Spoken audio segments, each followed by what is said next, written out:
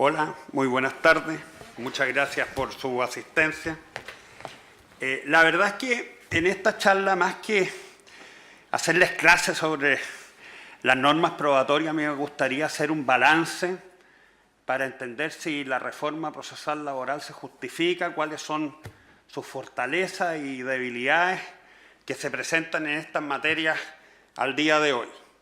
Nosotros entendemos, ¿no es cierto?, básicamente que cuando estamos ante un sistema procesal coherente, es muy importante entender cuáles son los principios y cómo juegan armónicamente esos principios para entender, ¿no es cierto?, si el sistema jurídico es coherente y además si lo podemos respaldar en el momento cultural que vive una determinada sociedad. Porque, ¿no es cierto?, los sistemas legales, por mucho esfuerzo que nosotros pongamos, no vamos a educar a la gente. Y es muy importante, ¿no es cierto?, cuando tenemos un cambio trascendente de un sistema procesal, que ese se asienta en la cultura de la gente, de los jueces, de los abogados, y que en definitiva respondamos con base a esos criterios si hemos avanzado, hemos retrocedido, nos hemos internalizado de esa cultura o no. Vamos a decir algo súper obvio, y perdonando lo obvio, es que yo creo que hay 4 artículos que son los que conforman la obra gruesa del sistema laboral y podríamos decir de todos los sistemas modernos que tenemos en materia de familia y en materia penal, todo obviamente con sus respectivos matices. En primer lugar tenemos, ¿no es cierto?, el artículo 425 del Código del Trabajo, que nos dice que los procedimientos del trabajo serán orales, públicos y concentrados, primarán en ellos los principios de inmediación, impulso procesal, de oficio, celeridad, buena fe, bilateralidad de la audiencia y gratuidad. Todas las actuaciones serán orales, salvo las expresamente contenidas en esta ley. Por otra parte, el artículo 456, también muy importante, íntimamente asociado, ¿no es cierto?, con la oralidad, la concentración, la inmediación y todo lo demás, nos dice que el tribunal apreciará la prueba conforme a las reglas de la sana crítica y nos señala básicamente cuáles son los elementos que integran la sana crítica para los efectos de efectuar la valoración de la prueba.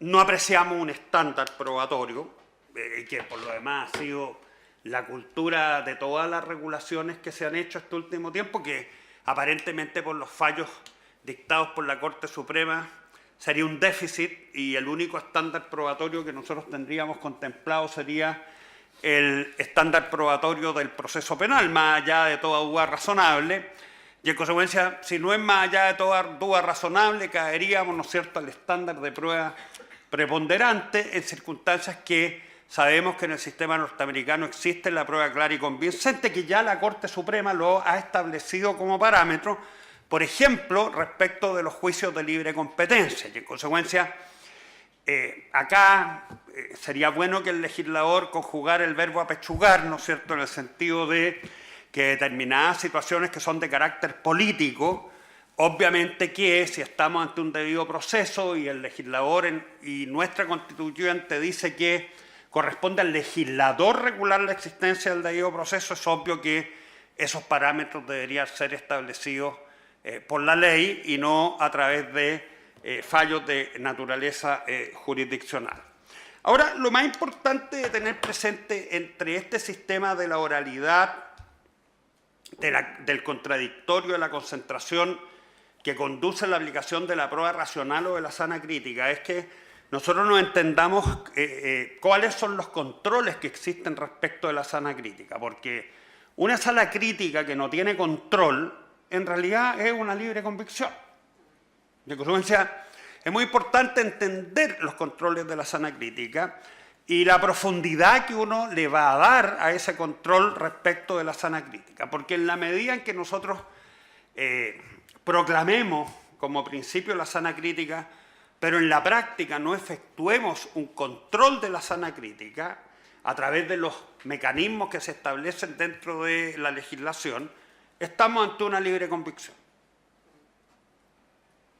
seamos sinceros. El resto, ¿no es cierto?, es que nosotros nos queramos engañar y entender que los parámetros no se dan. Esta situación que nosotros tenemos que analizar pasa también por una reflexión en el sentido que los principios procedimentales que se establecen no están disociados de la parte orgánica. Y en consecuencia, el mayor control que puede tener una sana crítica está íntimamente asociado a la composición del tribunal. Y en consecuencia, por ejemplo, cuando nosotros tenemos un tribunal oral colegiado, se entiende, ¿no es cierto?, que obviamente si tenemos un tribunal oral colegiado se podría justificar, ¿no es cierto?, recursos que implicaran un control más morigerado respecto de la sana crítica, pero siempre, obviamente, con la existencia de ese control. En materia laboral, y en la última revista, que es un homenaje, ¿no es cierto?, no sabía si iban a hacer esta charla o no, del Mercurio Legal, que se titula El proceso legal, viene todo un balance con discursos del presidente de la Corte Suprema, de distintos abogados que ejercen la profesión, una entrevista al profesor Humer, etcétera, etcétera, sobre el proceso laboral, al cual nos vamos a referir más adelante. Pero ¿cuáles son los controles que en definitiva establece el Código del Trabajo para la sana crítica? Y nosotros básicamente tenemos tres.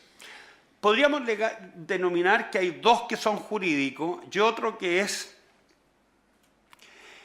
social. Los dos jurídicos, porque ya no tenemos el control de la horizontalidad de un tribunal colegiado, que se supone que los jueces se controlan entre ellos, que construyen a través del debate una valoración respecto a la prueba y en consecuencia por ese control que tiende, ¿no es cierto?, a ser de carácter horizontal, hace que se atenúen los controles de carácter vertical. Si nosotros tenemos una deficiencia en los controles de carácter horizontal, necesariamente para que exista una sana crítica implica que yo tengo que tener una construcción que me permita efectuar una valoración mayor respecto de lo que se hace por parte de los jueces. En materia laboral se dice, respecto de la sana crítica, asociado, ¿no es cierto?, al control de esta sana crítica, se dice en el artículo 459, número cuarto, que el análisis de toda la prueba rendida, la sentencia definitiva de obtener el análisis de toda prueba rendida, los hechos que estime probados y el razonamiento que conduce a dicha estimación.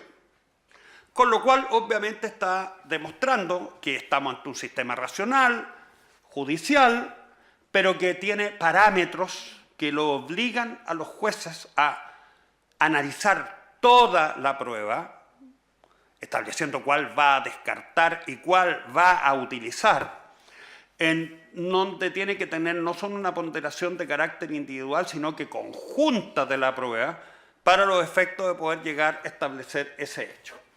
Y para que esto se materialice en forma efectiva, tratándose del recurso de nulidad, dice, ¿no es cierto?, que se podrá efectuar el control cuando la sentencia se hubiera dictado con omisión de cualquiera de los requisitos establecidos en el artículo 459 y agrega, ¿no es cierto?, el 495 o 501, que son las otras materias que se dictan en el procedimiento. Y en consecuencia,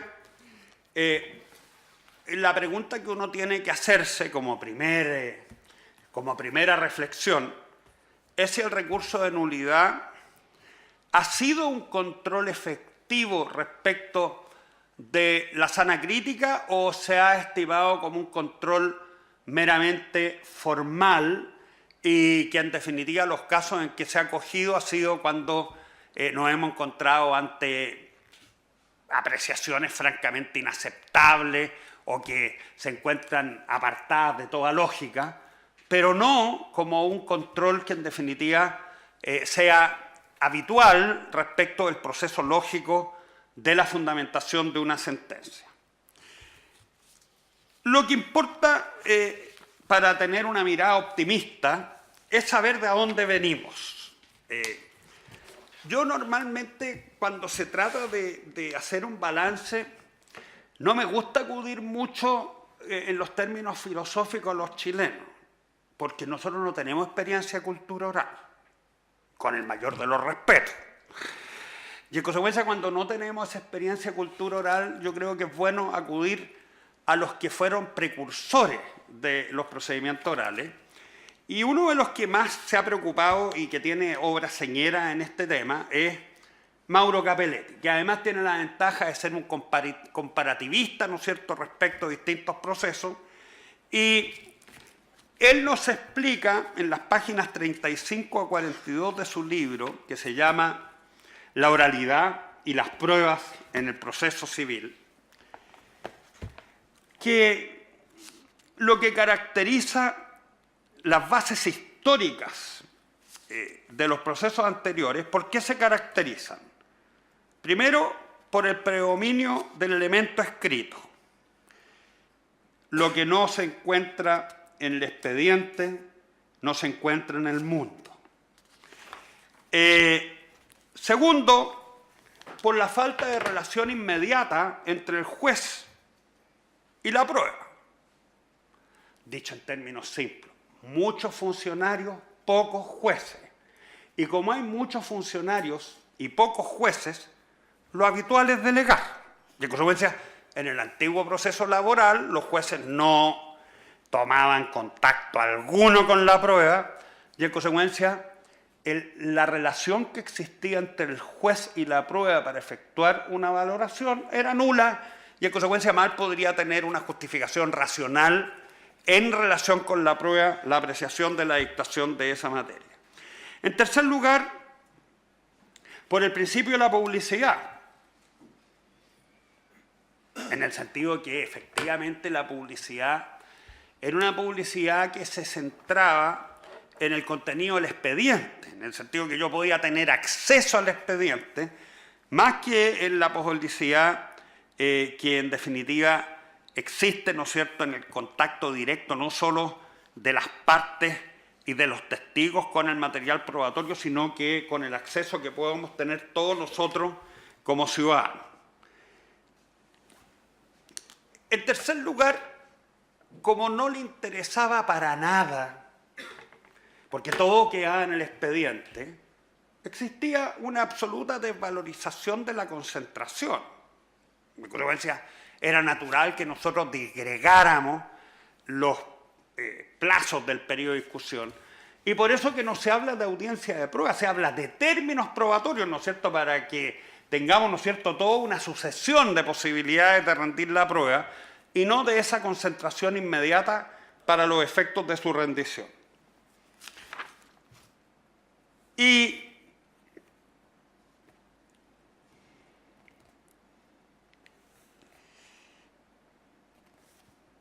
tenemos, por otra parte, porque no tenemos concentración, un problema de dónde vamos a situar el control. ¿Queremos un control de carácter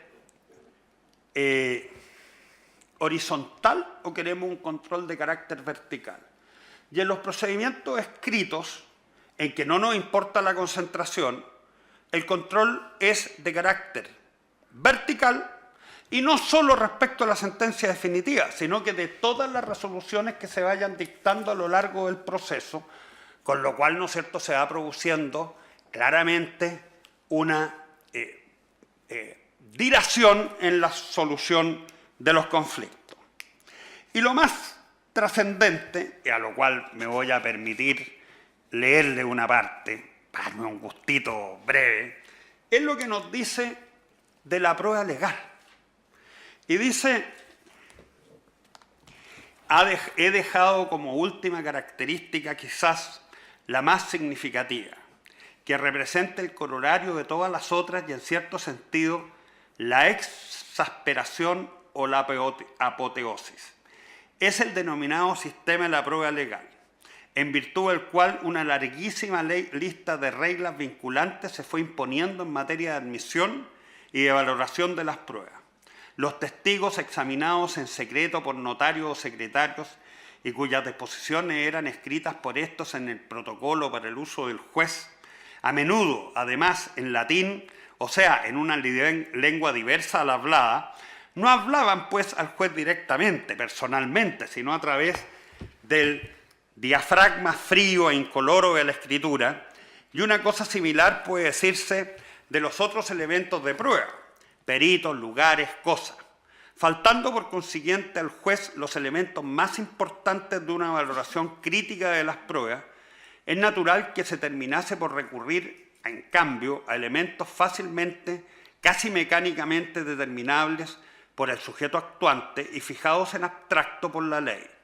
La condición político-social del testigo, noble, plebeyo, laico, eclesiástico, grado de nobleza, jerarquía eclesiástica, la religión, el sexo, la edad, la condición económica y así sucesivamente, de manera que al juez, en virtud de las verdades o de los prejuicios dominantes de la época e impuestos como reglas absolutas por la ley, está obligado a creer al noble más bien que al no noble, al eclesiástico más bien que al laico, al varón más bien que a la mujer, al anciano más bien que al joven, al rico más bien que al pobre, al cristiano más bien que al infiel.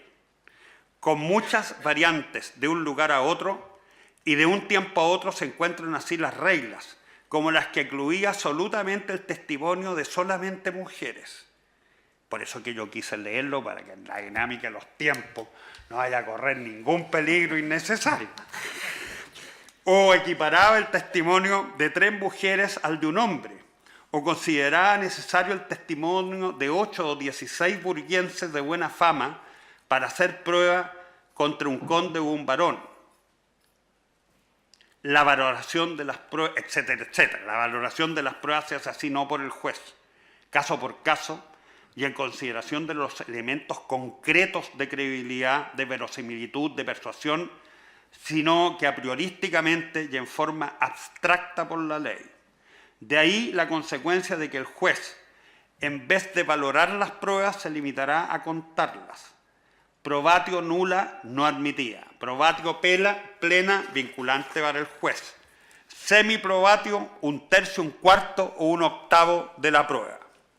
Y en consecuencia, cuando nosotros entramos, digamos, desde una evolución de carácter cultural, que entendemos que una sociedad mutó hacia la racionalidad, es obvio que pretender sostener la vigencia de un sistema de prueba legal es anacrónica con la cultura dentro de la cual estamos viviendo. Y con eso, todo lo que le he dicho yo respecto a la sana crítica es cómo vamos a establecer los mejores controles para que la sana crítica exista eficazmente y que no se haya a entender ni con mucho de que yo estoy postulando volver a un sistema de prueba legal, ni mucho menos. Por eso que, en definitiva, quise leerles esta situación. ¿Y dónde queremos estar? ¿Qué queremos nosotros en un procedimiento que sea realmente oral? Veamos qué es lo que nos dice este mismo caballero, que escribe, ¿no es cierto?, su sueño del pibe, respecto del procedimiento que él quiere. Dice: una primera manifestación del valor actual de la oralidad en los diversos países, rapidez del proceso y predominio de la observación directa en la asunción y valoración de las pruebas. Aquí me gustaría hacer 2 reflexiones para demostrar que estos principios que señala Capelletti en ese momento son máximas ya impuestas claramente por las regulaciones de carácter internacional y constitucional, incluso en nuestro país. Primero, hoy, en el siglo XXI, la exigencia de que los procesos sean resueltos en forma pronta y efectiva es una exigencia que nosotros la hemos estado viendo con una cierta morigeración en nuestro continente, pero que si ustedes estudian la jurisprudencia del Tribunal Europeo de Derechos Humanos, van a ver que hay muchos países que han sido condenados por no cumplir con su obligación de brindar una pronta y efectiva solución de los conflictos. Esto resulta muy importante, especialmente cuando estamos ante procesos que revisten un carácter alimentario para la gente, como son, ¿no es cierto?, los procesos de familia y los procesos laborales. De consecuencia, si esta es una obligación que tiene un carácter general, tratándose de los procesos laborales y de los procesos alimenticios, está elevado a un principio mayor aún. Incluso es más, tenemos que recordar que las razones por las cuales la OIT en el siglo pasado, a comienzos del siglo pasado, justificó la creación de un derecho del trabajo fue para cumplir con este propósito. Quizás, ¿no es cierto?, dicho en otras palabras, como decía el Papa, que los pobres no pueden esperar. Y en consecuencia, lo que se trata a través de los procesos laborales es que hagamos justicia para que los conflictos en los cuales tienen un carácter alimenticio sean rápidamente resueltos. Y lo otro, del principio de la asunción y la valoración de las pruebas, para mí, en el siglo XXI, está incorporado dentro del racional procedimiento. La Constitución nuestra dice que tiene toda sentencia que emane de un debido proceso, toda sentencia debe emanar de un debido proceso, y el legislador tiene que contemplar un racional y justo procedimiento. De acuerdo con lo que yo le he leído de Capelletti, ¿sería racional en el siglo XXI un procedimiento que se limitara a mantener un sistema de prueba legal? Dejo planteada solamente la inquietud, como reflexión. Yo personalmente creo que no. Y todos los autores que han tratado, ¿no es cierto?, el cambio del sistema de la prueba legal o racional, creo que estarían de acuerdo con lo que yo he señalado. Y en consecuencia, lo que escribió Capelletti, no quiero ser infiel, el año 72, en estudios que venían realizándose desde el año 45, como da cuenta en este libro de seminarios, porque la oralidad estaba de moda antes de que yo naciera. No quiero decirles la edad, pero es bastante antigua, les tengo que reconocer, ¿no es cierto? Y diríamos que estábamos más bien cerca de los principios del siglo XX y no de los finales del siglo XX. Chile, en materia de justicia, sigue viviendo en la Inquisición, orgánica y procedimentalmente. No hemos superado nuestra cultura inquisitiva. Ahora, yo les cuento esto porque a mí me pidieron que organizara una charla, y a mí me encanta organizar las charlas para tomarle el pelo a la gente. Y, por ejemplo, un tema muy interesante sería, por ejemplo, tratar un medio de prueba para partir hablando de la confesión inquisitiva a la declaración acusatoria. Tiene el mismo alcance la regulación que nosotros hacemos de una confesión en códigos del siglo XIX, arrancando hace poco, ¿no es cierto?, de los sistemas inquisitivos a lo que tiene que ser una declaración de parte en un procedimiento oral. ¿Es la misma concepción? Y claramente no. Y por eso que es muy importante, ¿no es cierto?, también que este caballero complementó su librito con un estudio en 2 tomos que se llama La declaración de parte en los procesos orales, para demostrar, ¿no es cierto?, que esta evolución es una evolución cultural que sitúa el papel de las partes dentro del proceso como una colaboración de todos para los efectos de construir una justicia que se base en la realidad. Una justicia que no se resuelva de acuerdo con los hechos es una justicia que se deniega. Y hay un autor uruguayo que tiene un clásico libro de Derecho al Trabajo que se llama Plano, ¿cierto?, y que uno de los principios del derecho del trabajo es el principio de la realidad. Y fundamentalmente es muy importante contemplar el principio de la realidad, porque el derecho del trabajo normalmente se entiende que va a resolver conflictos muchas veces de gente que vive más que con muchas otras gente. Yo tengo un conflicto del trabajo, es importante que lo resuelva de acuerdo con la realidad.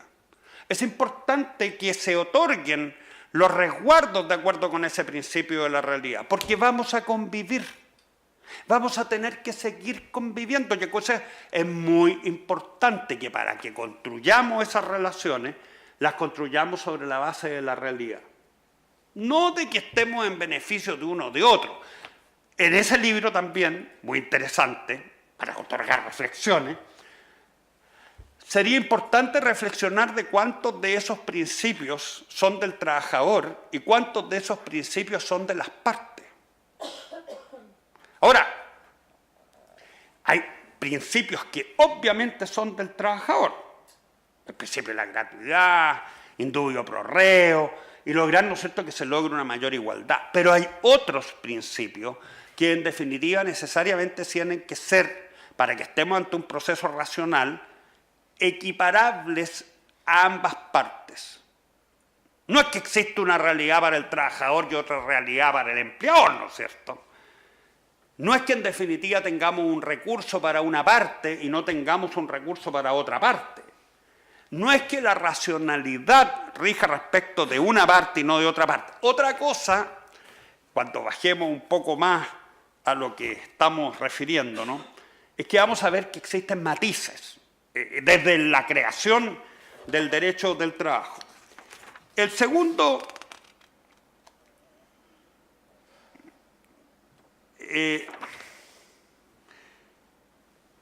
la oralidad y la socialización de la justicia y el derecho. Nosotros cuando estamos entendiendo que el proceso resuelve conflictos sociales y que muchas veces escapan a un conflicto meramente de carácter individual, yo particularmente creo que en el siglo XXI toda resolución de conflicto prima un aspecto de orden social. ¿En qué sentido? Nosotros estamos viviendo nos guste o no nos guste, en el siglo XXI, en la época de la transparencia y en la época de la igualdad de trato. Todo lo que no implique transparencia y igualdad de trato va a terminar siendo expulsado por la ciudadanía a través de las redes sociales. Yo lo invito, ¿no es cierto?, a que vean las redes sociales, a ver qué pasa en las redes sociales cuando nosotros decimos que hay algo oculto, que no se quiere dar a conocer, que permanece bajo sospecha o que tengamos un trato discriminatorio.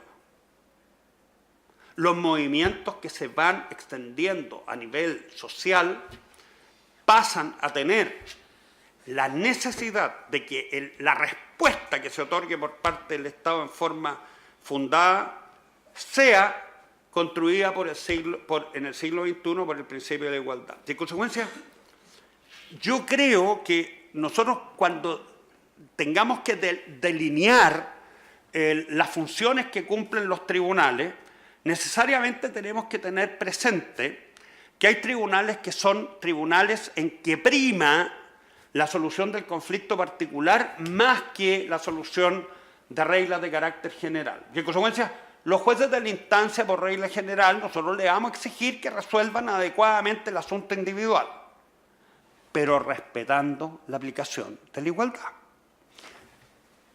Los precedentes no son solo de carácter vertical, también son de carácter horizontal. Y en consecuencia yo les digo, si yo tengo una jueza que ayer falló blanco y hoy falló negro, en hechos que son absolutamente iguales, sin hacer ningún razonamiento que justifique ese cambio de matiz, a mí me preocupa de que habría una infracción de la igualdad.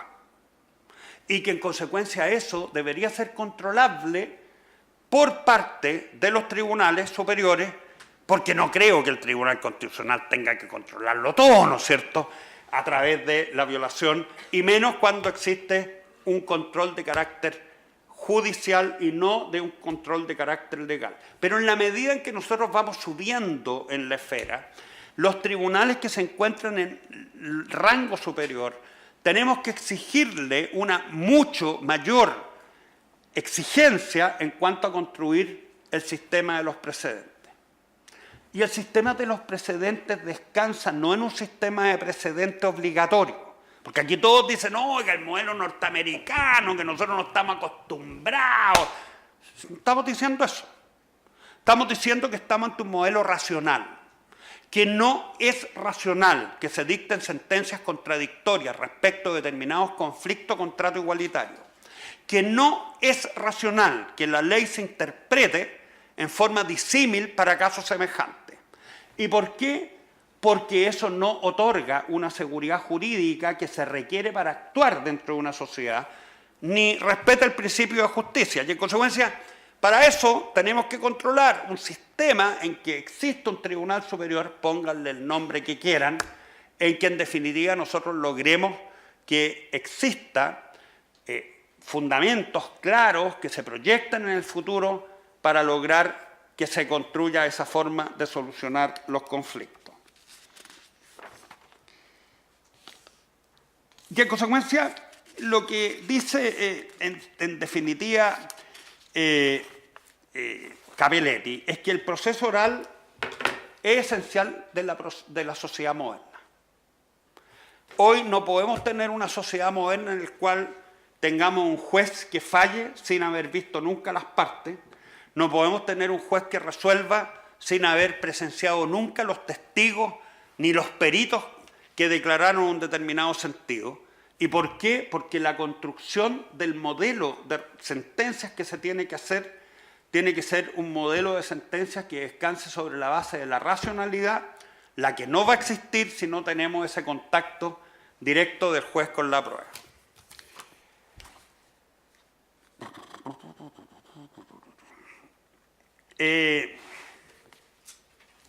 ¿Por qué yo estoy sentado acá? O porque creo que me eligieron para que viniera a darle esta charla. Hace 2 años atrás se cumplieron 50 años de la muerte de Couture. Y a nivel latinoamericano, nos organizamos profesores a nivel latinoamericano para rendirle un homenaje. Y uno tenía que elegir distintos temas sobre lo que había escrito Couture. Y yo elegí como tema uno que se llama Los principios orgánicos y funcionales que rigen el nuevo sistema procesal laboral chileno bajo la óptica de Couture.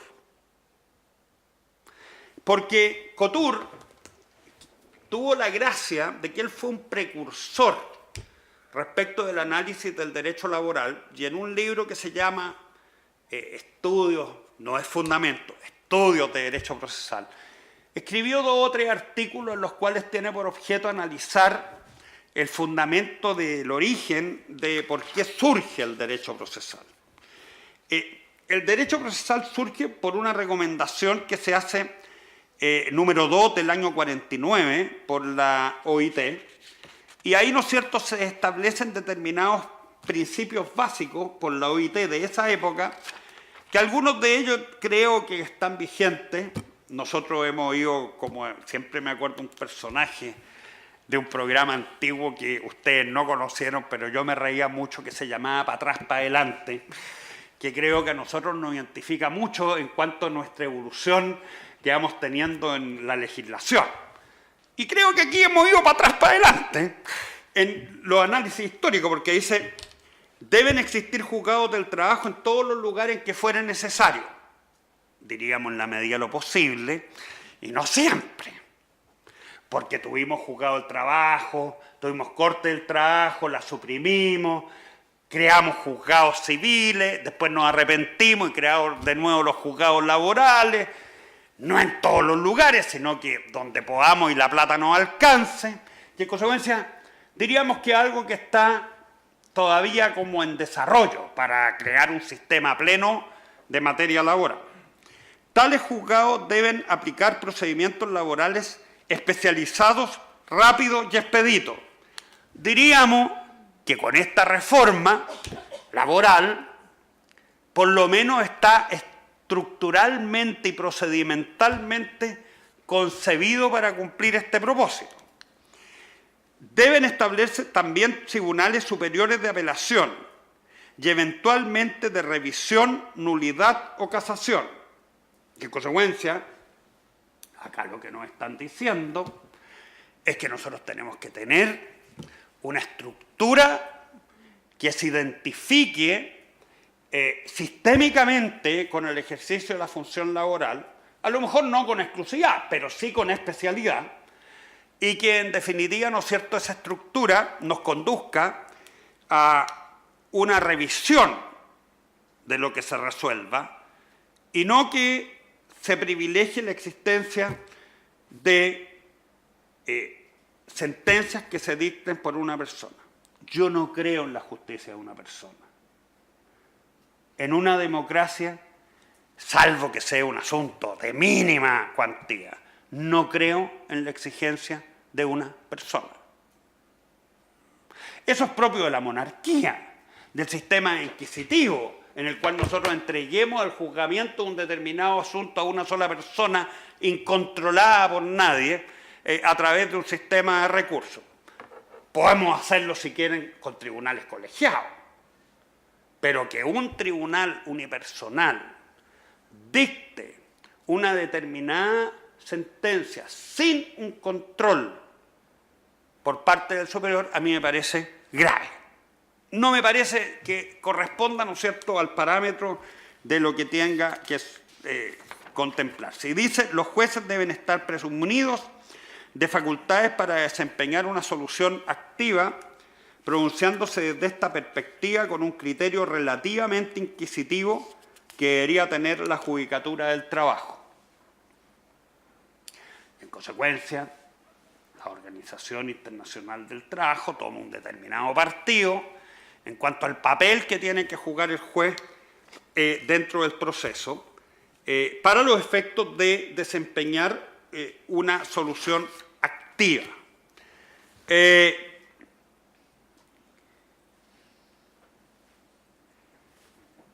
Couture tiene una frase que es la que hizo famoso su análisis respecto a estos temas, y dice que el derecho laboral está contemplado para tener una desigualdad compensada con otra desigualdad. Y en consecuencia lo que está diciendo, reconozcámoslo, que cuando en materia alimenticia tenemos un menor que demanda al padre, es desigual. Reconozcámoslo, que cuando hay un trabajador que demanda una remuneración para que se le pague en una empresa, estamos en una relación de desigualdad. Y en consecuencia, si estamos ante esa relación de desigualdad, tenemos que tomar las medidas para que en definitiva logremos una igualdad ante un grado de desigualdad. Y de ahí, ¿no es cierto?, que vienen una serie de medidas que se postulan para lograr alcanzar ese principio. Lo otro es que nosotros nos encontramos que huellas, señales que partieron en el derecho del trabajo se van ampliando para los efectos de entender que la solución de los conflictos idealmente tiene que tener un carácter general y no un concepto de carácter particular, para velar, ¿no es cierto?, por la igualdad de trato y para lograr que se equilibren las situaciones dentro del proceso laboral. Y dice Couture, respecto a este tema, reflexionando por allá hace mucho tiempo atrás, y para que veamos que a partir de esos conceptos hemos ido desarrollando y aplicando eso a muchas otras materias, se debe propender a la generalidad en la solución de los conflictos, en que nos indica Couture como ejemplo, el fallo dado a un sindicato puede ser constitutivo de beneficio en favor de todos los otros obreros que se encuentran en la misma condición. Es así como la actividad jurisdiccional va asumiendo contornos de carácter legislativo. Y con eso hoy nosotros tenemos ese concepto liberal con el cual se construye nuestro Código Civil del derecho subjetivo e individual, se ve desplazado por los conceptos cuando tenemos determinados derechos a los cuales se les brinda un carácter social, en donde la legitimación para actuar ya no pasa a tener un carácter individual, sino que un carácter mucho más colectivo y superior, y en consecuencia se morigera ese interés individual para entender una legitimación de intereses mucho mayor superior. Pensemos en el medio ambiente, pensemos en la protección del derecho del consumidor, pensemos en las asociaciones, etcétera, etcétera, etcétera. Y en consecuencia, esa visión, que no digamos que no existe, se mantiene en el derecho civil, porque estamos ante los derechos de carácter individual, en la medida, ¿no es cierto?, en que los derechos pasan a tener una significación de carácter colectiva, esa tendencia a resolver los conflictos con un mayor ámbito dentro de ese esquema pasa, ¿no es cierto?, a que la necesidad de resolver los conflictos para lograr una mayor eficacia en la resolución de esos conflictos pasa a tener este carácter más bien de carácter colectivo.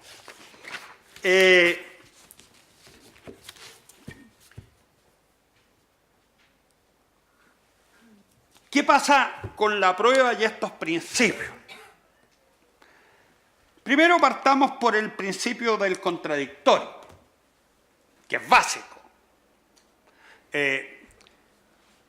Nosotros no nos podemos olvidar que, como decíamos, las sentencias tienen que emanar de un debido proceso. Y para que emanen de un debido proceso, es esencial que se rinda la prueba. Pero la prueba se inserta dentro de un debate. Y en consecuencia, toda prueba que se rinda dentro del proceso, todos tienen derecho a acceder a esa prueba para rendirla y la otra parte para controvertirla. ¿Y por qué? Porque se estima que la mejor construcción que se presenta respecto a esa prueba es a través del contradictorio que se da entre las partes. En consecuencia, si nosotros interpretamos esto adecuadamente, nosotros lo que estamos diciendo es que por regla general los jueces tienen que tener un carácter pasivo. ¿Y de qué depende que los jueces tengan un carácter pasivo? De nosotros, de los abogados. Si nosotros hacemos bien la pega, si nosotros interrogamos adecuadamente al testigo, no será necesario que intervenga el juez. Si nosotros como abogados hacemos mal la pega, sí va a intervenir el juez dentro de ese contradictorio. ¿Y por qué? Porque el proceso se tiene que construir sobre la base de la realidad, particularmente tratándose de este tipo de procesos, como hemos visto con anterioridad. Y en consecuencia, aún en el derecho norteamericano, y si ustedes tienen dudas pueden ver lo que escribe Damasca en Las caras de la justicia y el poder del Estado, o ver un montón de series, ¿no es cierto?, de televisión que nos han inundado este último tiempo. Los jueces normalmente tienen un papel pasivo porque estiman que los abogados han hecho bien la pega. El derecho norteamericano contempla el derecho de los jueces de interrogar al testigo y pueden hacerle preguntas al testigo. Ahora, lo normal es que no le hagan preguntas al testigo porque significa que el interrogatorio que se hizo por la parte fue lo suficientemente eficiente para aclarar todas las dudas que podían obtenerse de la deposición del testigo. Ahora, necesariamente no nos debemos olvidar que el testigo cuando comienza a declarar en un proceso racional no le pertenece a nadie. El testigo cuando comienza a declarar le pertenece al proceso. Y una vez que ustedes han comenzado a rendir la prueba, ya no pueden sencillamente pretender disponer de ella, porque ya no les pertenece. La prueba le pertenece al proceso. Y en consecuencia, el tribunal está obligado, como dice el Código en su regulación de la sentencia, a que tienen que ponderar toda la prueba que se hubiera rendido en el proceso. El dispositivo y presentación de parte. En el dispositivo y presentación de parte, nosotros tenemos que tener presente algo que no es menor y que no se ha desarrollado suficientemente, pero que es básico para la eficiencia de los procesos orales. Como estamos ante un sistema dispositivo, entendemos, ¿no es cierto?, que ese principio dispositivo, tratándose de materia laboral y con el carácter protector que tiene el derecho laboral, implica que el trabajador puede disponer de sus derechos, pero bajo un marco legal que lo ampara. Ahora, dentro de ese marco legal que lo ampara, y que normalmente llega, ¿no es cierto?, a soluciones en que se concuerdan con la protección de la regulación legal, nosotros tenemos que incentivar, y mucho, las soluciones autocompositivas. De consecuencia, cuando a mí me dicen que tenemos que ir a la Dirección del Trabajo y que ahí se solucionan entre el 25 y 35% de los asuntos con conciliación y mediaciones, alabado sea el Señor, ¿no es cierto? Y si a mí me dicen, ¿no es cierto?, que los jueces logran en la audiencia de preparación más o menos entre un 25 o un 30% en la solución de los conflictos, me parece fantástico. Me parece muy importante, porque el proceso, para que funcione eficientemente, tiene que tener salida alternativa. No hay que ser más papista que el Papa. Los procesos orales que no tienen salidas alternativas colapsan. Ahora, obviamente que esto se logra en el derecho del trabajo porque estamos ante un campo protector del trabajador en que obviamente la Dirección del Trabajo o el tribunal no va a aceptar, ¿no es cierto?, una conciliación que en definitiva haya sido o aparezca como impuesta, y en consecuencia normalmente, si uno analiza los términos de soluciones que se logran, son soluciones bastante equitativas o que tratan de reconocer parte importante de los derechos que se encuentran en conflicto.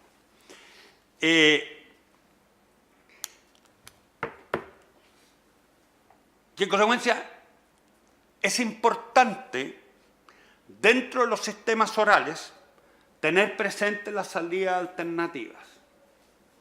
Es muy importante para la eficiencia del sistema que vayamos contemplando durante el curso del proceso distintas salidas alternativas. A mí me parece que están mal diseñadas en el proceso laboral. Por ejemplo, no hay ejecución provisoria, que debería haberla en un sistema oral, por una orden de no innovar. Con un proceso cautelar podría paralizarse, pero otorgando preferencia para que se operara. No es el principio que está en el Código del Trabajo. Entendemos, ¿no es cierto?, que en definitiva esa ejecución provisoria tiende a hacer que los recursos se interpongan no con el fin de dilatar los procesos, sino que con el fin real de obtener una revisión efectiva de ellos y no con un carácter instrumental dilatorio que rompe con el principio que uno tiene que tener presente para estructurar un procedimiento de carácter laboral. La presentación de partes es importante porque en definitiva son las partes las que saben cuáles son los mejores medios de prueba que se pueden recoger. Y en consecuencia es obvio que si nosotros estamos ante un principio contradictorio, serán las partes las que tendrán fundamentalmente la carga de ofrecer las pruebas. En cuanto a la oralidad, la oralidad es la base del sistema, pero como dice Capelletti, al cual no voy a leer más en razón del tiempo, la oralidad tiene que dosificarse, en el sentido de que la oralidad es muy importante cuando nosotros necesitamos la espontaneidad para poder medir, ¿no es cierto?, la verosimilitud de lo que se nos está diciendo. Hay un viejo dicho que dice que el papel no se sonroja. Y en consecuencia, todas las actas que nosotros levantemos y que después vamos a leer, no voy a saber, ni voy a poder ponderar, sin haber visto nunca al sujeto que está declarando, el grado de credibilidad de que efectivamente le puedo otorgar. Y en consecuencia, cuando se trata de efectuar presentaciones, demanda, contestación, cuando se trata de dictar sentencia, como estamos siendo coherentes y decimos que lo que importa es la racionalidad, la meditación, el estudio y la construcción fundada en el tema, tenemos que ser partidarios de la escrituración, que es lo que sostiene en su tema Capelletti. Desgraciadamente Capelletti no vivió en la era digital. Sería bueno que hubiera vivido en la era digital. Y yo creo que aquí falta algo que es muy importante. La era digital nos está haciendo los reyes del copy-paste. Hoy día podemos copiar libros, escritos, sentencias, y cada vez nos estamos encontrando con escritos de una extensión que francamente para un pobre juez se empieza a tornar intolerable. Y si nosotros estamos estableciendo hoy esa tramitación electrónica donde ya ni siquiera tengo que gastar papel, porque ya estamos en la era digital, eso se va a ir acrecentando con el tiempo en contra de los jueces. Y la mejor forma de ocultar la falta de razonamiento es el copy-paste. En consecuencia, vamos a tener que llegar a lo que sucede en algunos países en que deberíamos limitar el contenido determinado escrito, a menos que lo justifique. En consecuencia, en una demanda laboral, por regla general, no me digan que en 8 páginas no pueden señalar lo que quieren.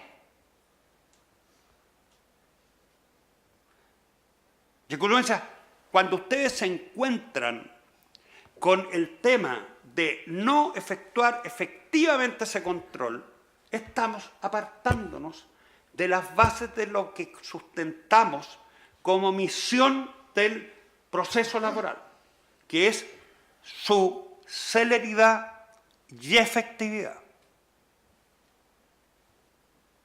Y en consecuencia acá tenemos un problema de debatir, no solo en el procedimiento laboral, yo les pongo el procedimiento laboral, pero lo podemos encontrar en muchos otros. Hay un viejo dicho norteamericano que dice que si yo tengo las pruebas que quiero mostrar que me dificultan, hay que enterrarlas. En consecuencia ustedes pueden ver muchas películas en las cuales una parte con una gran generosidad. Yo me acuerdo de una película que trabajaba Jim Hackman con una hija en que llevó 4 camiones para ocultar, ¿no es cierto?, una factura en el cual podía acreditar el defecto que tenía un determinado automóvil. El viejo dicho de enterrar las pruebas. En consecuencia, no es cierto que el veneno viene siempre en frascos chicos. El veneno también puede venir en toneladas de papeles, ¿no es cierto?, cuando se trata de enterrar la verdad dentro de un proceso. Y en consecuencia, la oralidad solo rige, cuando estamos hablando de un proceso oral, respecto a las pruebas. No rige respecto de lo que es los actos de postulación y los actos de impugnación. La inmediación.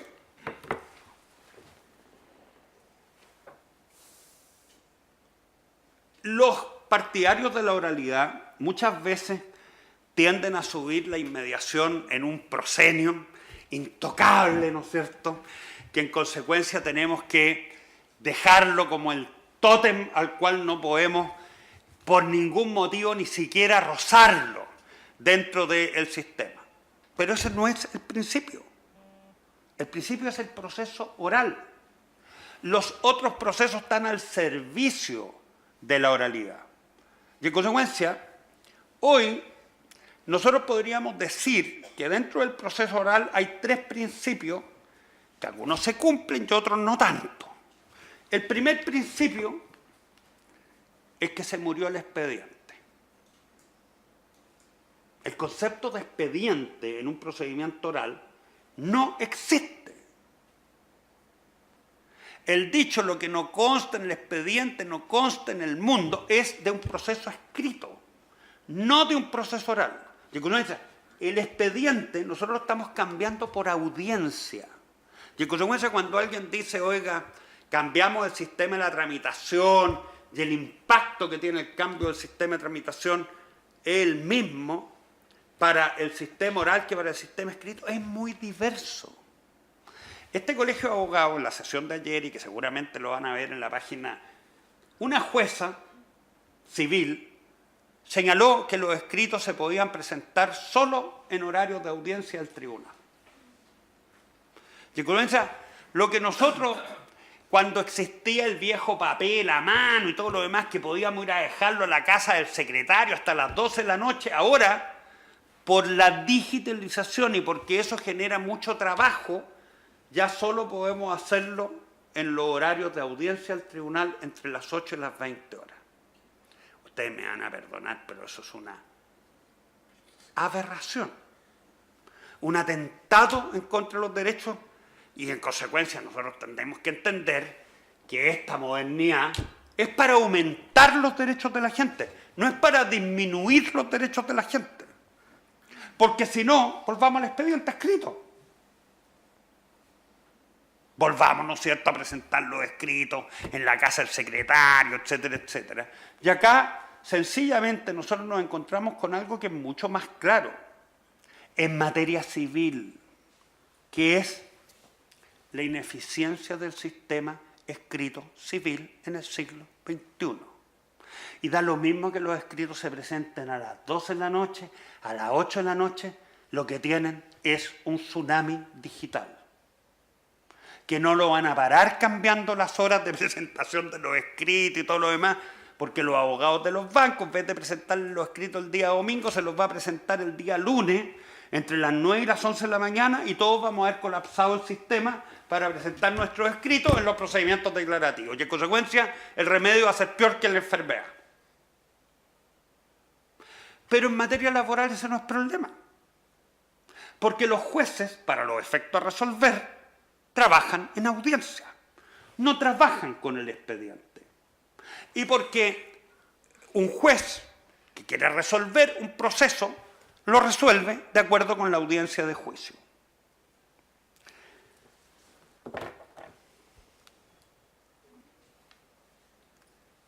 Nosotros entendemos, y la doctrina en general, ¿no es cierto?, formula reflexiones sobre el tema, y muchas veces tiene un carácter crítico, pero nosotros, más que la crítica, yo creo que son reflexiones constructivas.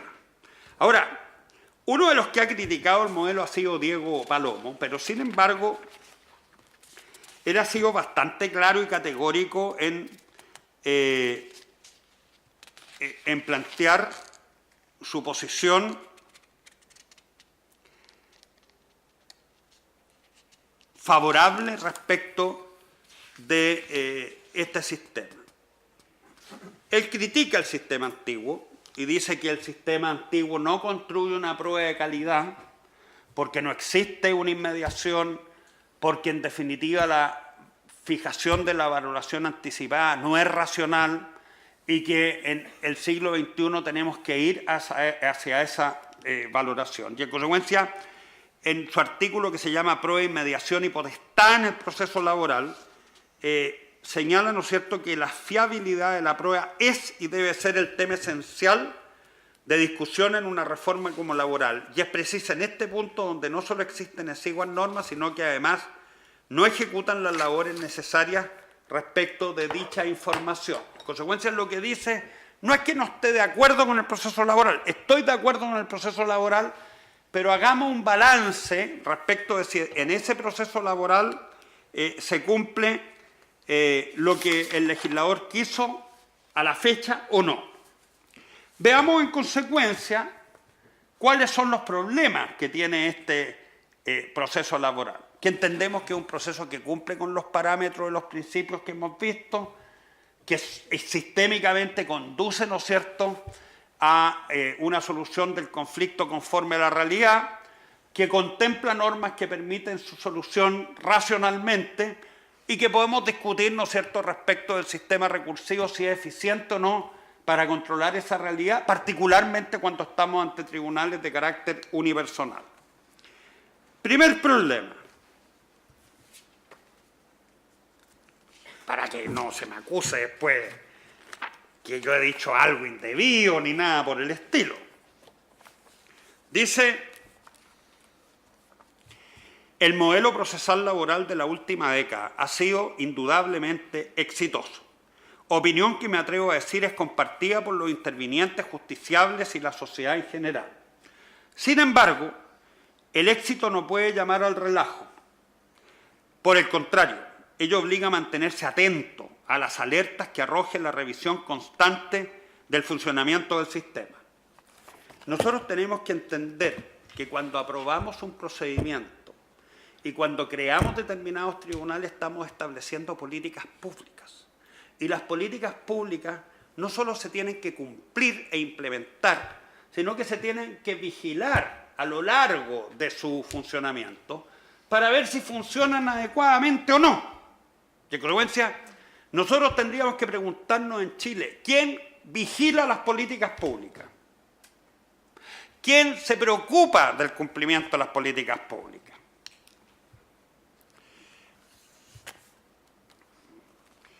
Bajo tal paradigma, es dable advertir la existencia de problemas en los plazos de agendamiento y duración de las causas, situación particularmente importante en la jurisdicción de Santiago.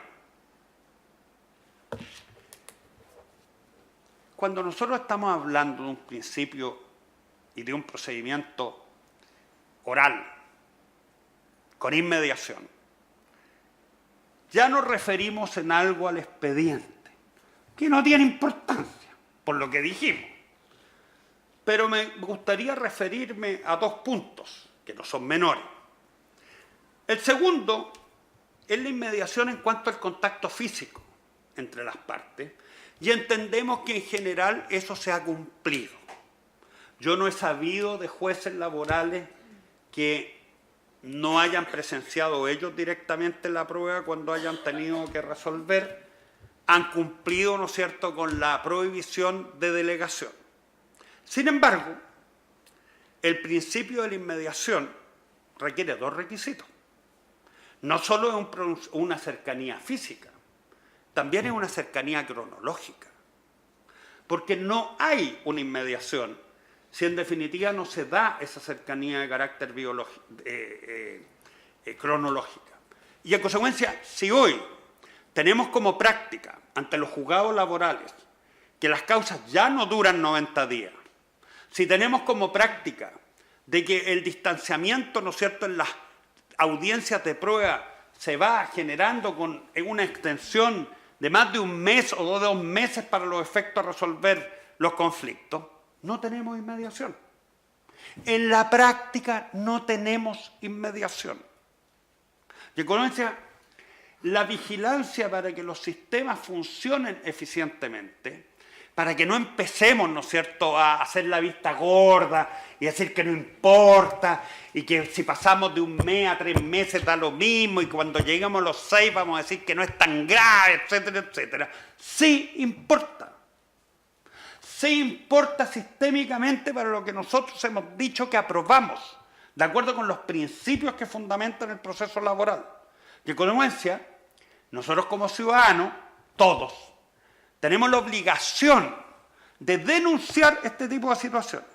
Nosotros en el Colegio de Abogados nos hemos puesto como misión, y yo los desafío y los invito a ustedes, no con un problema de estar actuando contra los jueces, sino que con los jueces. Si los jueces también sufren este sistema.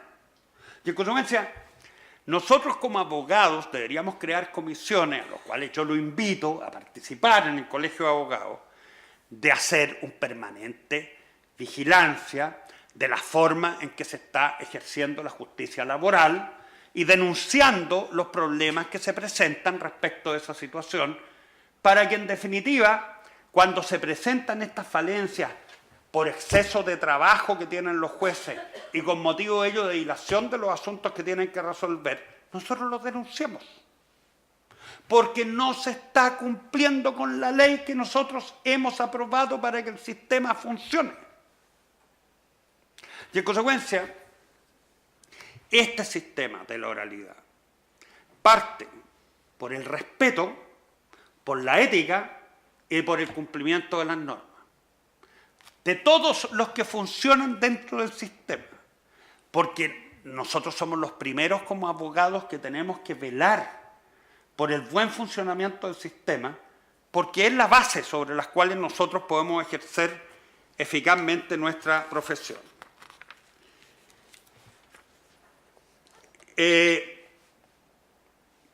Las cifras de los procesos laborales son preocupantes en cuanto a su incremento. En Santiago, dice, en 2016 ingresaron a los juzgados reformados 63.438 causas. Y el año recién pasado, la cifra se incrementó prácticamente en 10.000, alcanzando 72.247 causas a nivel nacional. El 35% de esos juicios están concentrados en 2 tribunales de Santiago. De consecuencia, estamos con problemas.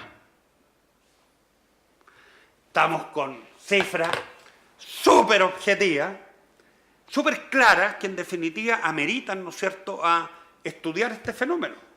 ¿Por qué se produjo un aumento en un año de 10.000 causas? Un 15% de aumento. Si eso significa que no solo ese aumento, si además de ese aumento tenemos que han fracasado la salida alternativa, quiere decir que si seguimos con ese ritmo de crecimiento, no quiero ser pesado, ni quiero preocuparlo, pero el taco, para los efectos de tener una audiencia laboral, no va a ser de 90 ni de 120 días. Vamos a llegar a un funcionamiento de un sistema mucho más deficitario y que va a traicionar todos los principios sobre los cuales está construido el sistema. La audiencia de preparación de juicio oral, que a lo mejor también tiene algo que ver. Yo traigo un artículo que también subió en el Mercurio Legal y que fue uno de los actores del sistema. Nosotros entendemos que acá el papel del juez es bastante más morigerado de lo que se le ha podido exigir, particularmente en el sistema procesal penal. Ojo, en el sistema procesal penal, cuando se discutió el papel del juez a propósito de una audiencia despreciada, subvalorada y que constituye el corazón del sistema oral, que me estoy refiriendo a la audiencia de preparación de juicio oral, en el sistema, cuando se aprobó el sistema procesal penal, se dijo: oiga, aquí vamos a tener el sistema norteamericano de una audiencia intermedia en que vamos a controlar el mérito de la acusación y, en consecuencia, si la acusación no tiene mérito, no vamos a pasar a juicio oral, o vamos a tener una audiencia solo de preparación de juicio oral en que los jueces lo único que se van a preocupar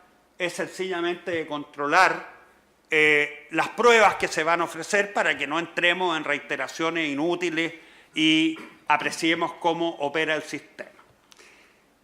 ¿Cuál ha sido el concepto de esta audiencia de preparación de juicio oral del sistema procesal penal, que yo creo que no escapa con mucho, con el perdón de todos los presentes, de lo que acontece en los otros sistemas procesales reformados? Porque obedece a un sistema cultural que, si nosotros no ponemos énfasis en cambiar esa situación, no la vamos a alterar.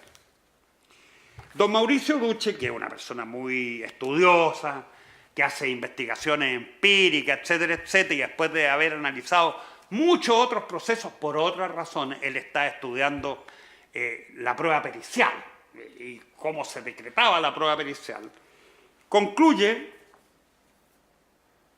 que la audiencia de preparación de juicio oral es un pasadizo desde el punto de vista probatorio, es decir, donde todo lo que se presenta simplemente entra. Y en consecuencia, todo lo que nosotros decimos, oiga, ¿qué pasa con los jueces, con la misión que tienen que cumplir? No la están cumpliendo.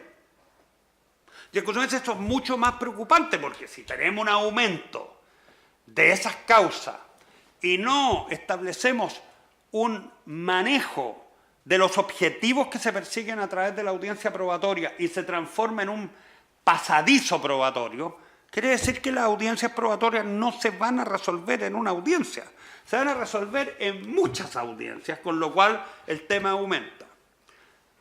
Obviamente que en materia laboral los conflictos son más específicos, menos complejos, y en consecuencia yo no he sabido de procesos laborales, afortunadamente, que hayan durado 6 meses.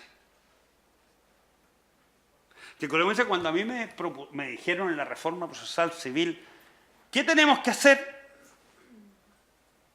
Apliquemos el viejo dicho del que cocina el plato se lo come.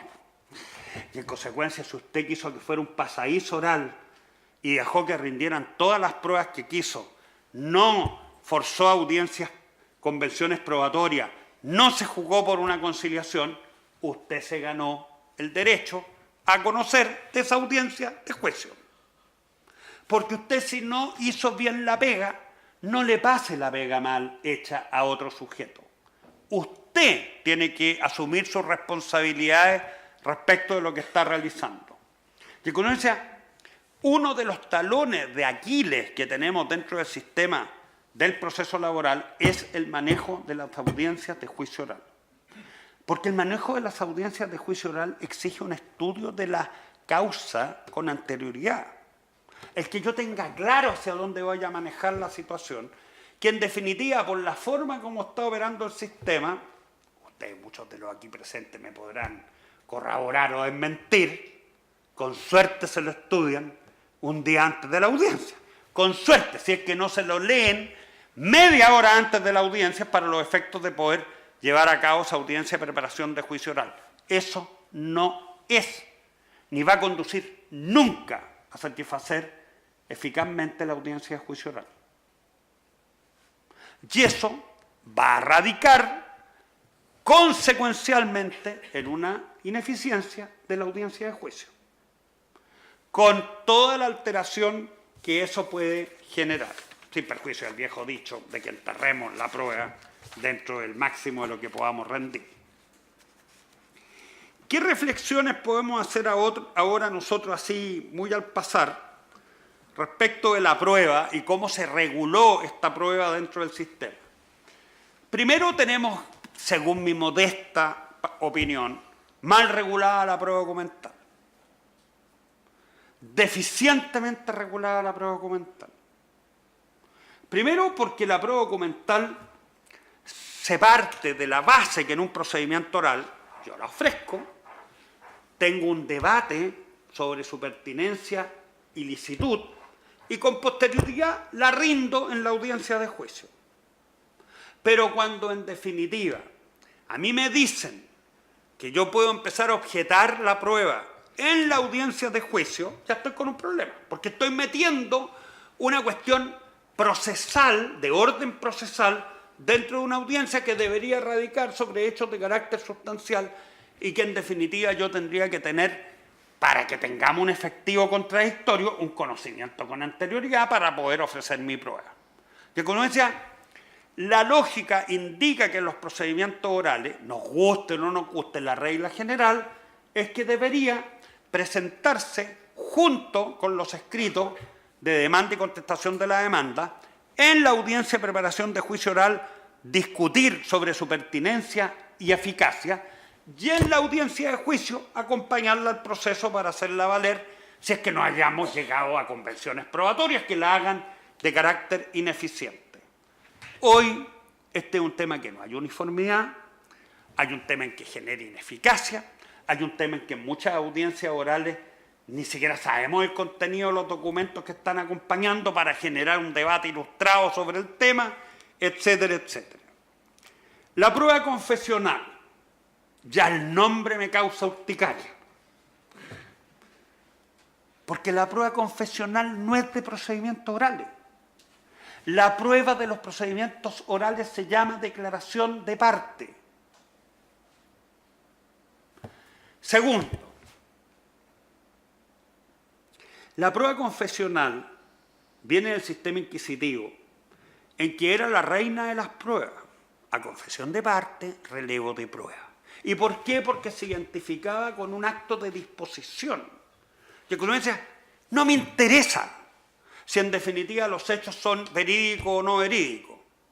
La parte es dueña de su título individual, regulo la prueba como un acto de disposición dentro del Código Civil, no dentro del Código Procesal, y en consecuencia mi visión no tiene que ver con la reconstrucción de los hechos para una valoración racional, sino que con una disposición dentro de un principio de la autonomía de la voluntad, dentro del Código Civil, y por eso se justifica que sea la reina de las pruebas, en un sistema de prueba legal que viene de la Inquisición, donde estaba permitida la tortura para obtener la confesión.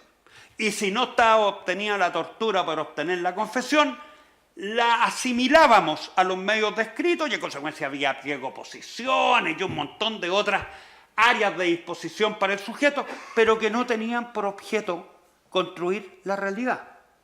Y además no se apartaba de las otras pruebas. En los procedimientos orales, cuando yo me siento a declarar ante un juez, solo hay declaración. No me importa que sea de testigo, de perito, de parte, porque todo forma parte de un sistema lógico, racional y coherente. Y en consecuencia, lo que existe en un procedimiento oral es una declaración de parte que se rinde en la misma forma como se interroga a todos los otros testigos, porque esa prueba tiene que ser valorada en su conjunto para que racionalmente forme un sistema que permita construir esa realidad. Y dentro de ese concepto aparece otro que para nosotros aparece absolutamente como revolucionario, que la parte puede declarar para explicar su posición.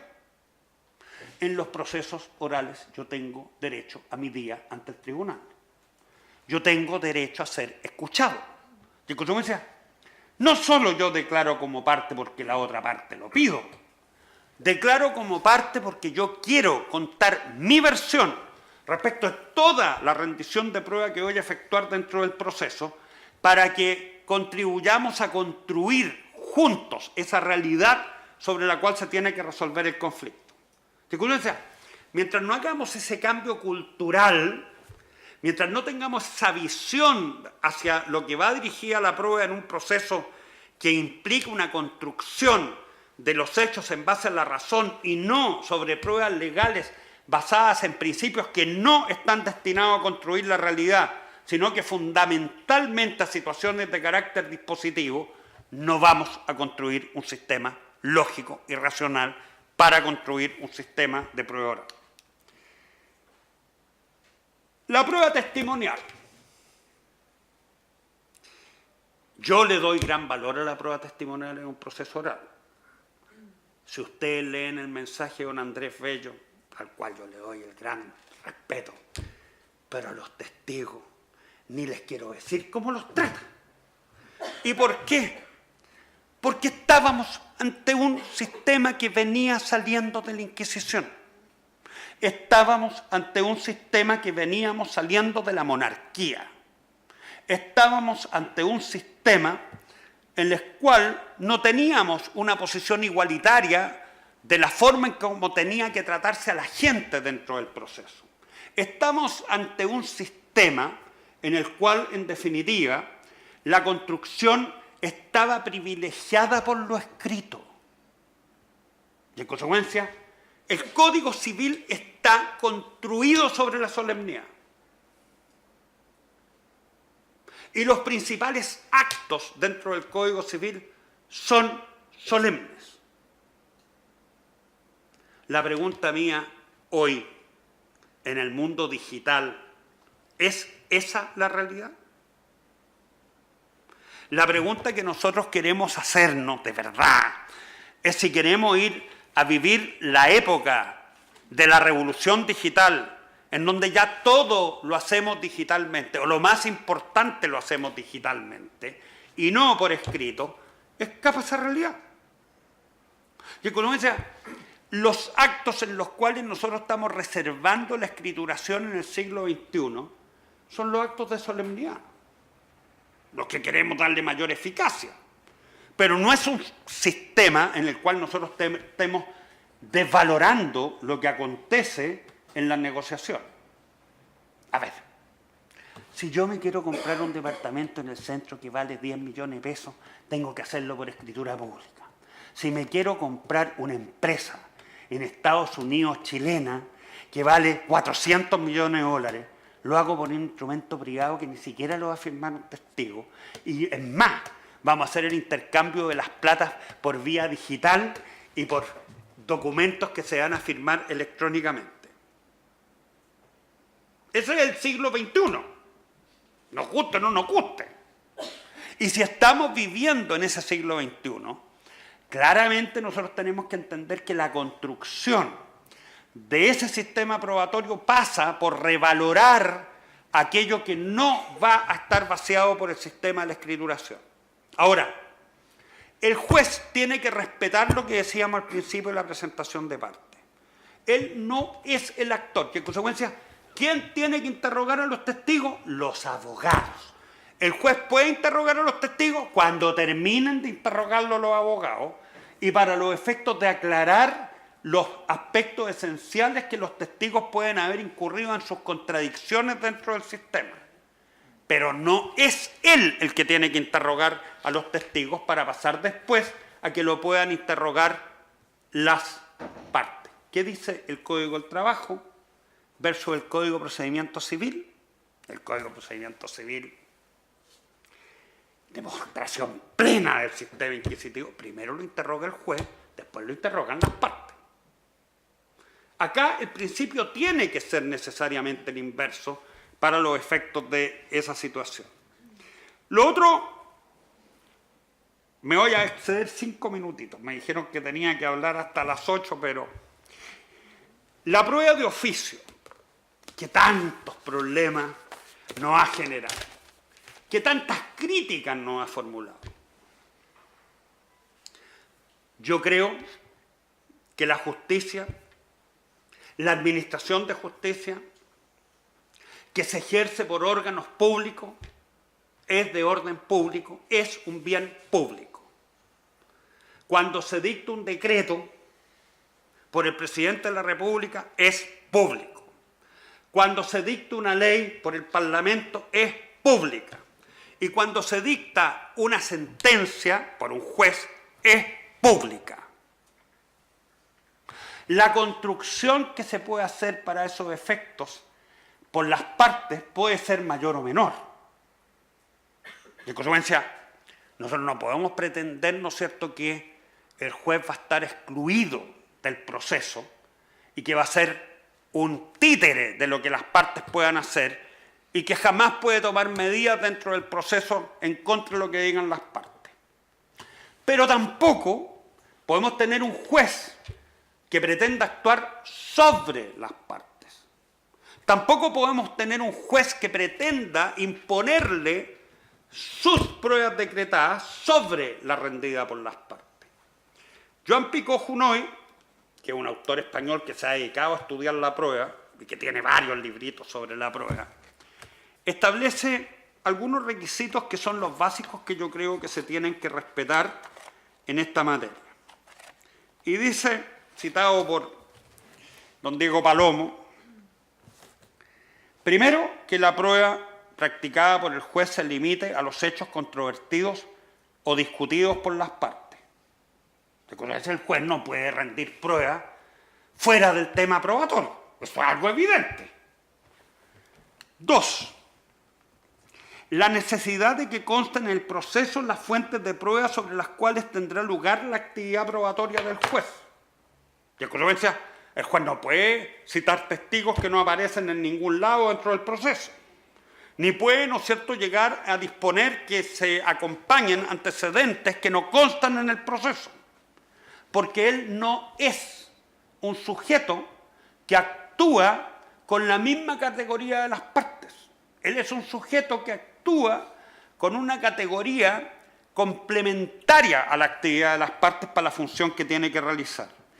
Y debe respetarse en todo momento el principio de contradicción y el derecho de defensa que cualquier litigante posee en el desarrollo de la prueba. La prueba que se rinde por el juez es una prueba más la prueba que se ordena rendir por el juez es una prueba más cuando se incorpora dentro del proceso.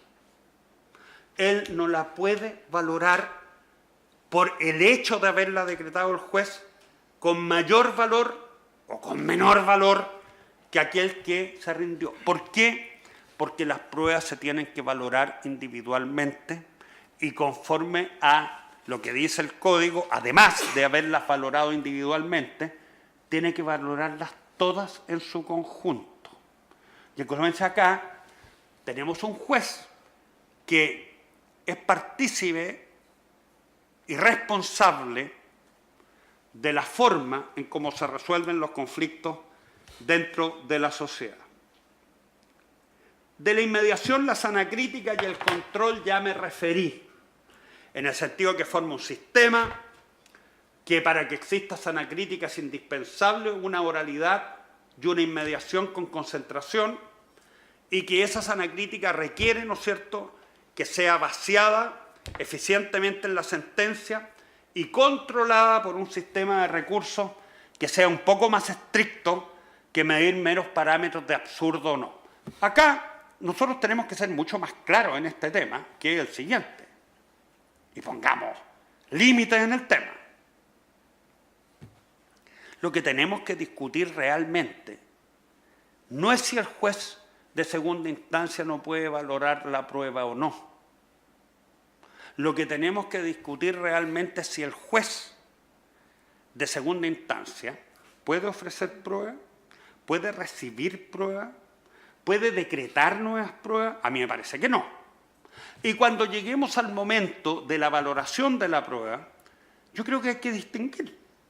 O sea, si ustedes me dicen, por ejemplo, perdonen que le pongo un ejemplo absurdo, pero si a mí me dicen que yo como juez en segunda instancia voy a preferir el contrato de trabajo a las declaraciones de un testigo o voy a preferir los recibos de pago a las declaraciones de un testigo, me parece que si estamos ante un procedimiento escrito que de acuerdo con el Código del Trabajo tengo que otorgarle una cierta preferencia, me parecería a mí que no tiene ninguna razón volver al juicio de primera instancia para hacer una nueva valoración.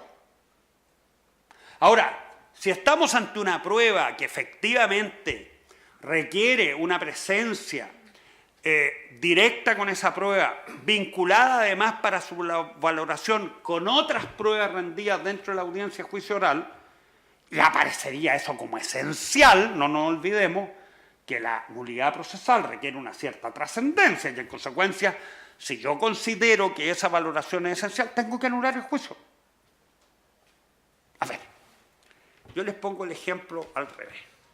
Si yo estoy ante un juez y le digo a ese juez, magistrado, en la audiencia de juicio oral cuando estaba declarando mi parte, ¿se acuerda que a usted le dolía la cabeza y que en esa vez usted se fue de la audiencia y no valoró esa audiencia de prueba confesional?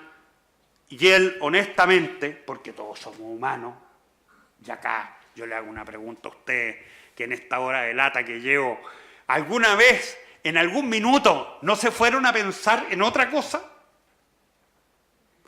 ¿En algún minuto no estuvieron en otra parte? Eso no es inmediación. De consecuencia, Con esa sola disposición yo tendría que decirle que si es tan esencial, tendría que anular ese juicio y ordenar una nueva valoración de la prueba. Y eso es muy importante que lo discutamos sistémicamente, porque curiosamente en el proceso penal eso ha acontecido no una, muchas veces. Hay casos, ¿no es cierto?, de efectos que se han anulado juicios orales, que han durado mucho tiempo además y que se ha reconocido que en este caso no existió en cuanto a la formación de la rendición de la prueba una base para formar un cierto consentimiento y en consecuencia hay que repetir el juicio. No digo que sea la práctica habitual, pero sí es esencial para que nosotros tengamos una sana crítica. Es esencial que se reconozca esa existencia para que tengamos una prueba racional a través de un sistema recursivo que yo creo que no se ha logrado adecuadamente. Tenía una delicatez al final, pero el tiempo es escaso, sobre la prueba nula y la prueba ilícita, que no es menor. Hemos visto fallos, ¿no es cierto?, que se han dictado este último tiempo. Yo solo quiero plantearle dos reflexiones. Yo vengo llegando de un seminario que se hacía sobre reputación empresarial y se decía que en el siglo XXI nosotros tenemos que tener claro cuando vivimos de que todo lo que yo digo se va a oír, se va a grabar, se va a saber, se va a escuchar y se va a difundir. Esa es la sociedad en la que estamos viviendo. Y en consecuencia, a mí no me cabe duda, ¿no es cierto?, que algunos podrán haber grabado esta charla, algunos no. Yo no podría decir que es ilícita, ¿no es cierto? Y ni tampoco tengo la expectativa de hacer esta charla como privada. Y en consecuencia, la pregunta que nosotros nos tenemos que hacer hoy, y que no es menor, es, en esta evolución histórica y cultural que nosotros estamos viviendo, la lectura que se hace de los derechos fundamentales va evolucionando, va cambiando. Es lo mismo esta sociedad de la transparencia, con todas las redes sociales que existen, a ese concepto de privacidad respecto del que existía en el siglo pasado.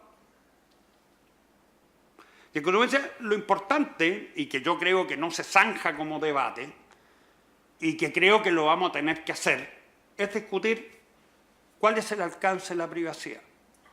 Si no nos ponemos de acuerdo en el alcance de la privacidad, no nos vamos a poner de acuerdo en el concepto de prueba ilícita. Porque el concepto de prueba ilícita descansa sobre dos presupuestos. Primero, determinar cuál es el concepto del derecho fundamental. Cuál es el alcance del derecho fundamental. Y el segundo, cuando nos encontramos en una colisión entre derechos fundamentales, es determinar cómo juega el principio de proporcionalidad para los efectos de zanjar cuando se presenta esa colisión de principios. Y eso necesariamente es algo que va evolucionando y que va cambiando. Es cosa de revisar los fallos de la Corte Suprema norteamericana, ¿no es cierto?, sobre el concepto de prueba ilícita, que podemos encontrar matices de acuerdo con la mayor o menor persecución que se presente por un determinado Estado, por la mayor composición liberal o conservadora de un determinado tribunal en un determinado momento histórico. Y en consecuencia acá, sobre los derechos fundamentales, desgraciadamente, son todos relativos, salvo dos: la esclavitud y la imposibilidad de tortura. Todos los demás son de carácter relativo, todos los demás son de carácter interpretable y en consecuencia establecer principios de carácter absoluto en estas materias es muy difícil de poder efectuar. Muchas gracias.